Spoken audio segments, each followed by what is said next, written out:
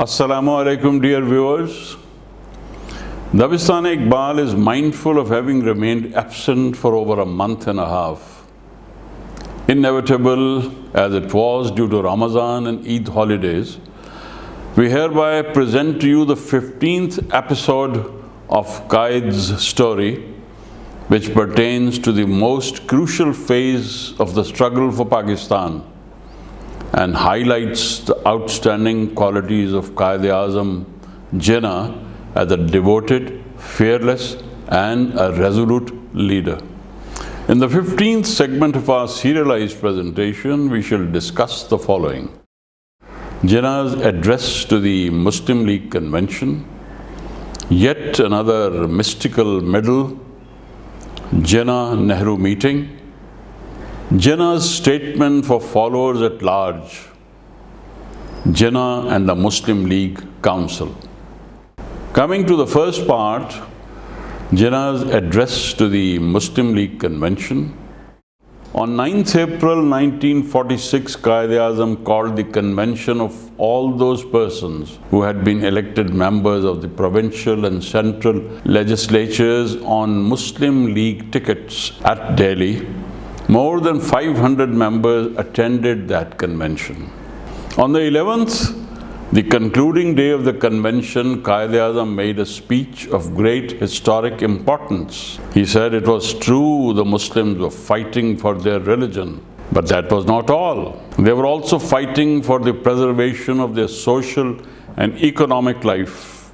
But he said, without political power, how can you defend your faith and your economic life? He was happy that a solemn declaration had been made by the convention and said, while we hope for the best, we are prepared for the worst.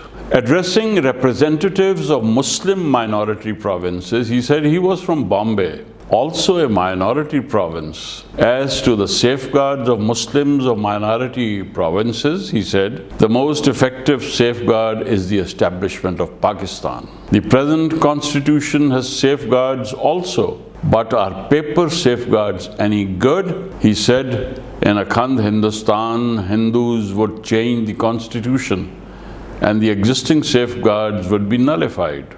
However, he warned if our minorities are ill-treated, Pakistan cannot remain a passive spectator. He praised the Muslims for the courage they had shown in responding to the call for Pakistan.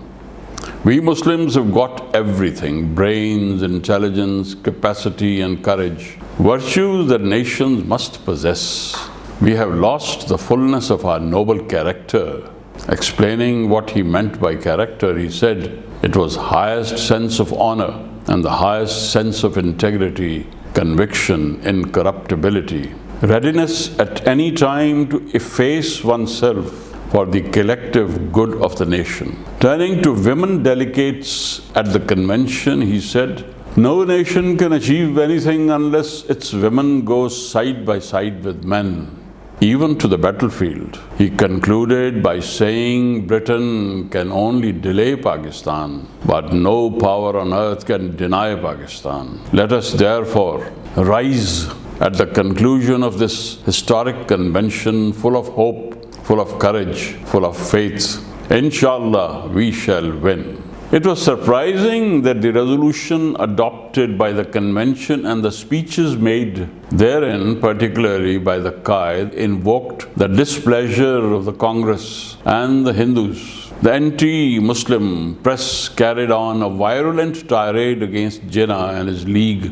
but he was undaunted, full of hope, courage and faith. 5 days later, the mission once again invited Jinnah for another round of talks. He was told the cabinet mission appreciated his views, but they were helpless so long as Congress remained opposed to Pakistan, and they saw little chance of Congress accepting the demand put forward by the Muslim League.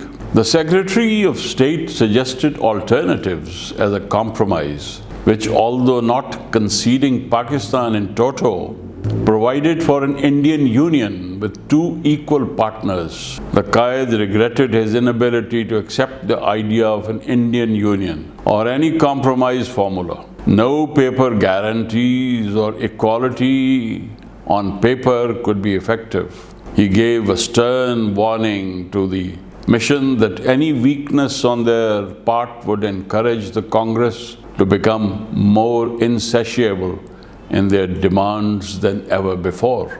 Commenting on the talks of Quaid-e-Azam with the cabinet mission, VP Menon writes, Jinnah was entirely immovable in his demand for Pakistan. The cabinet mission said they would have further talks with the Congress to see if a via media could be found so as to satisfy both the Muslim League and the Congress. We look at what was called yet another mystical middle. In a last bid to get the League and the Congress to come to an agreement, the cabinet mission sent identical letters on 27th April to the two organizations asking each of them to send 4 representatives to a conference which was to take place in Simla from 5th to 12th May. The letter also contained a broad outline of what the cabinet mission had in mind as a possible formula. Quaid-e-Azam replied he had several reservations on the suggestions made and that he would seek further clarification in the conference itself. The League decided to send its 4 nominees to the conference: Quaid-e-Azam, Liaquat Ali Khan, Nawab Muhammad Ismail Khan, and Sardar Abdur Rab Nishtar. The Congress also made some reservations in their letter of reply and appointed Azad, Nehru, Vallabhbhai Patel and Abdul Ghaffar Khan to represent it at the conference. When the conference met at Simla on 5th May 1946, it was asked to consider the 3-tier plan of the cabinet mission, which had been sent to the League and the Congress in advance. This plan was devised to appease the League in their demand for Pakistan, at the same time to placate the Congress by not conceding the substance of Pakistan. Pyare Lal, in his biography, Gandhi calls this 3-tier plan of the mission derisively the ambiguous middle. On the 6th of May, the President of the Congress, commenting on the plan, said in a letter to the mission that the Congress were rather mystified at the plan and disturbed at its vagueness. Such an arrangement, the letter said, did not exist in any country, and emphasis was laid that it is not open to the conference to entertain any suggestions for a division of India. The Council of the Muslim League, meeting on the same day, resolved, in as much as the basis and the foundation of Pakistan are inherent in the mission plan, therefore the Muslim League was willing to cooperate with the constitution-making machinery proposed by the mission. The resolution expressed the hope that this would ultimately result in the establishment of a completely sovereign Pakistan. On receipt of these 2 contrary reactions, the cabinet mission found itself in a difficult predicament. The Secretary of State on behalf of the mission wrote a letter to Quaid-e-Azam, President of the League, and the President of the Congress, giving the following suggested points of agreement between the Congress and the League. An All India Union government and legislature empowered to deal with foreign affairs, defense and communications, with powers to raise finances for these very subjects. Provinces to exercise all other powers. Provinces may form groups and they could determine provincial subjects which they desire to take in common. The groups may set up their own executive and legislatures. The union legislature to consist of equal representation from Muslim and Hindu majority provinces. Union government shall be constituted in the same proportion as the legislature. By a majority vote in a legislature, the terms of the constitution could be reconsidered after 10 years and at 10-yearly intervals thereafter. The constitution-making machinery was to be formed and an elaborate procedure was drawn up for this purpose. On receipt of the suggested points of agreement, the Quaid wrote a letter to the Secretary of State protesting that there was a fundamental departure from their original stand. The Secretary of State sent a vague reply and requested the Quaid to attend the conference on the 9th. The Congress President also expressed his disapproval in a letter to the Secretary of State and suggested that the dispute concerning the Constituent Assembly between the Congress and the League be referred to an independent tribunal. Coming now to Jinnah-Nehru meeting. When the conference met on the 9th, Jawaharlal Nehru suggested the Congress and the League nominate one representative each to discuss the points of difference with an umpire mutually agreed upon to finally arbitrate in case of a disagreement. The Quaid said he would like to discuss that proposal with Nehru, and the conference was adjourned to the 11th. But the Jinnah-Nehru meeting proved unsuccessful. When the conference on the 11th, Quaid-e-Azam put before the mission in writing demands of the Muslim League, which were considered to be the irreducible minimum. The covering letter said they were being sent by way of an offer.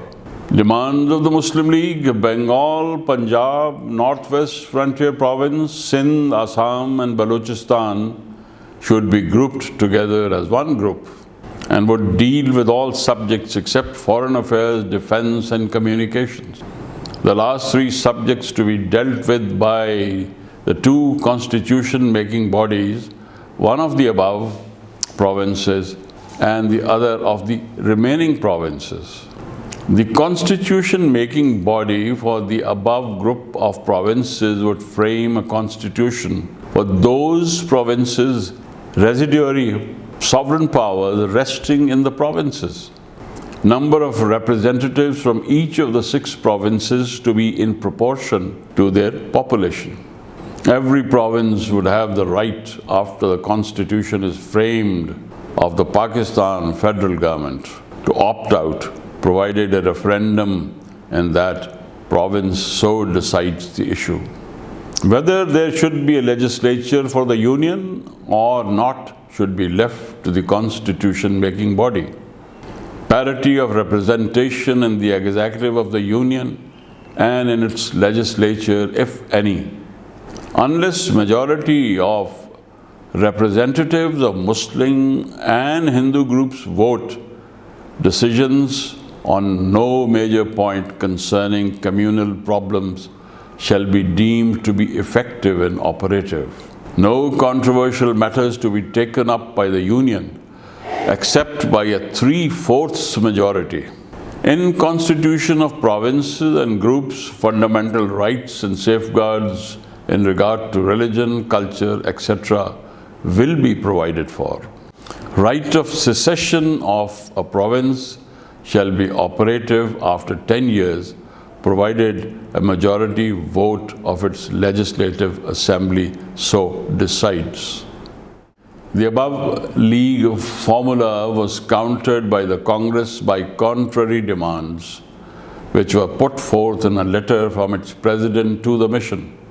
The Congress memorandum insisted on one constitution-making body, emphatically repudiating the suggestion of including the frontier province in the Pakistan group, as the elections in that province show that it is not in favor of that proposal, was the contention of the Congress party. A number of constitutional schemes came up, but a consensus could not be arrived at. The League had reached the point of no return in their demand for Pakistan. And in the words of the Quaid, Muslims were not prepared to walk into the spider's web which the Congress was weaving to entrap them.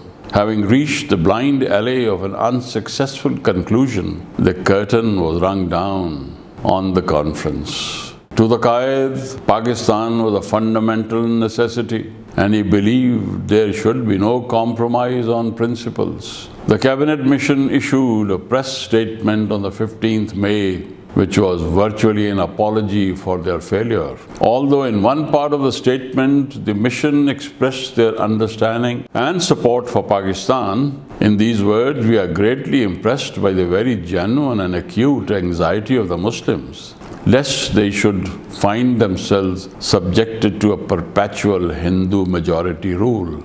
Yet, in another passage, they negatived the Muslim demand for Pakistan. Jinnah's statement for followers at large. The Quaid thought fit to inform the public about the role of the Muslim League at the conference and what had prompted it to take a definite stand on Pakistan. He issued a statement on the 23rd from Simla in which he gave a background of the discussions till the conference was declared concluded and its breakdown announced. Giving an outline of the formula of the mission, he commented upon it in detail. He went on to explain the justification of the offer made at the conference by the League. The core of our offer was that 6 Muslim provinces should be grouped together as Pakistan Group. Referring to the final statement issued by the cabinet mission, the Quaid said, I regret that the mission should have negatived the Muslim demand for the establishment of a complete sovereign state of Pakistan, which we still hold is the only solution of the constitutional problems of India. Referring to certain passages in the statement issued by the mission, he said they were included simply to appease and placate the Congress. The Quaid then went on to comment on the operative part of the mission's statement, which he found to be unsatisfactory from the Muslim point of view and therefore unacceptable by them. In the end, he said he was convening a meeting of the Council and of the Working Committee of the League to take a decision on the proposals of the mission as issued in their final statement from Simla. Jinnah and the Muslim League Council. Dear viewers, the Council of the Muslim League met on 6 June 1946, a fateful day in the struggle and the history of the making of Pakistan. And in his introductory address, the Quaid said, you have got to decide momentous issues now facing you. He gave a resume of the conference at Simla and said that the League Council had all the material before you and their decisions would be of far-reaching importance and consequence. He said the Working Committee had taken no decision on this issue as they did not wish to anticipate your verdict or your decision. Every member is free and he is not tied down or fettered by any step that we have taken. Raising his voice, he said, let me tell you that Muslims will not rest content until we have established full, complete and sovereign Pakistan. 6 years ago, the position of the Muslims was such that they would have been wiped off. If Hindus wanted freedom of India, the quickest way was to accept Pakistan. Either you agree or we shall have it in spite of you. Turning his attention to the Congress, he said, the Hindu is arrogant, tyrannical and oppressive, but I think all this will sober down. If it does not, then we shall have to do something to make it sober down. After important leaders had expressed their views, the Council adopted a resolution protesting against those provisions in the mission's plan which cast doubts at the feasibility of a full, independent and sovereign Pakistan. However, in view of its indirect acceptance by implication of Pakistan in the proposed scheme, the Council decided that the Muslim League would work in the constitution-making body, reserving its right of withdrawal if subsequent developments so warranted. The resolution in the end authorized Quaid-e-Azam, its president, to negotiate with the Viceroy as the sole accredited representative of the League in all matters, including arrangements for the contemplated interim government at the centre. 2 days later, Quaid-e-Azam conveyed to the Viceroy the decision of the Muslim League. reminding him the Viceroy had assured the Quaid that there would be 5 League, 5 Congress, 1 Sikh and 1 Indian Christian or European nominee in the central government, with important portfolios evenly divided between the League and the Congress. It may be interesting to recall here that Maulana Azad, in his book India Wins Freedom, published posthumously, writes he, that is Lord Wavell, genuinely believed that there could be no better solution to the Indian problem than that outlined in the Cabinet Mission Plan. Since the Cabinet Mission Plan was largely based on the scheme I had formulated in my statement of 15th April 1946, I naturally agreed with him. Yet at the same time, the Viceroy's plan was made known to Azad through Nehru, and he backtracked and wrote to the Viceroy that the Congress Working Committee would not accept his suggestion. Fearing the repetition of a political checkmate, the League and the Congress held diametrically opposing views on the fundamentals of an agreed solution. The Viceroy wrote on the 16th to Jinnah and Azad that he proposed to appoint an Executive Council of 14, specifically named 6 from the Congress, including a scheduled caste Congressite, 5 from the Muslim League, 1 Sikh, 1 Indian Christian and 1 Parsi. The Muslim nominees were M.A. Jinnah, Liaquat Ali Khan, Nawab Muhammad Ismail, Khwaja Sir Nazimuddin and Sardar Abdul Rabb Nishtar. The Viceroy hoped the League and the Congress would accept this formula. We are sure we can rely on you and your working committee to look to the wider issues and to the urgent needs of the country as a whole, and to consider this proposal in a spirit of accommodation. The letter hinted in case either party stood out, the Viceroy would proceed with the formation of the interim government. As soon as the proposed names of Muslims became known, provincial jealousies raised the head to strike the first discordant note. Dr. Khan Sahib, Chief Minister of the Frontier, and his brother Khan Abdul Ghaffar Khan brought pressure on their Congress colleagues to oppose the inclusion of Sardar Nishtar, who was from the Frontier and one of the trusted lieutenants of Quaid Azam. But the Quaid was made of sterner stuff than the Khan brothers imagined, and he was not a man to let down a friend that Nishtar had been, devotedly loyal to the Muslim League. The Quaid wrote on the 19th June asking the Viceroy if the proposals were final or whether they were subject to change and modification, and he also sought some other clarifications. The Viceroy promptly furnished the necessary explanations. It seemed as if the Quaid would by and large accept the Viceroy's proposals. Congress Working Committee meeting in Delhi on 25th June by a resolution, however, rejected the proposals, as congressmen can never give up the national character of the Congress or accept an artificial and unjust parity or agree to the veto of a communal group.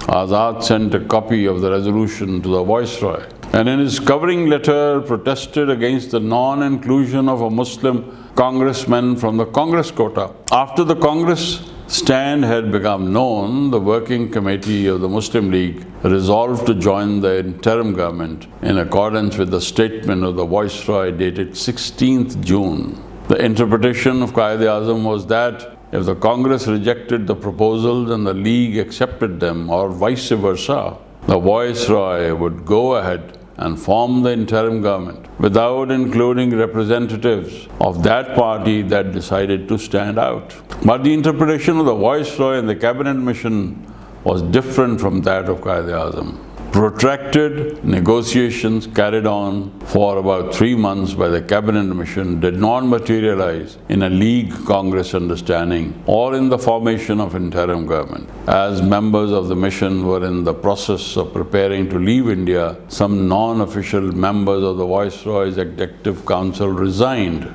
necessitating the formation of a caretaker government consisting of all officials at the center. Towards the end of June, the cabinet mission left for England, their task far from fulfilled. It had, however, not been a complete failure. It was clear to Indians that the Labour Party meant to give up political power in India, and that the acceptance of the demand for Pakistan would be an integral part of any future settlement of the Indian problem. In the meantime, the League and the Congress were getting ready to put their party machinery into full gear for elections to the Constituent Assembly, which appeared to be around the corner.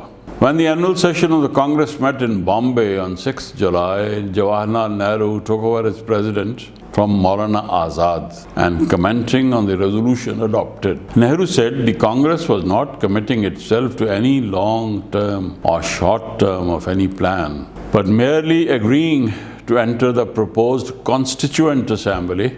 Jinnah retorted in a press statement, it was clear from Nehru's speech at the All India Congress Committee that the Congress had repudiated the basic form upon which the long-term scheme rests, and hoped in the ensuing debate in the British Parliament, due note would be taken that the Congress had not accepted the long-term scheme. The Dawn newspaper supported the stand taken by the Quaid and editorially wrote that if the Congress persisted in its attitude as indicated by Nehru, then it was utterly futile to keep up the farce of a Constituent Assembly. The India debate commenced in the British Parliament on the 18th, and Lord Patrick Lawrence said both Congress and League, having agreed to the statement of May 16th and the Constituent Assembly elected in accordance with that statement, they cannot, of course, go outside the terms of what has been agreed. The debate, however, revealed that the British government was not taking a stand in full accord with the League's point of view. Its necessary consequence was when the Council of the League met in Bombay on the 27th. This is what was briefly possible for us to narrate to you, my dear viewers, but this happens to have been the most crucial phase of the independence struggle that our valiant Quaid waged on behalf of the Muslims of India. And the way he fought this battle has been brought before you to make us aware of the greatness of this leader known as the Quaid-e-Azam Muhammad Ali Jinnah.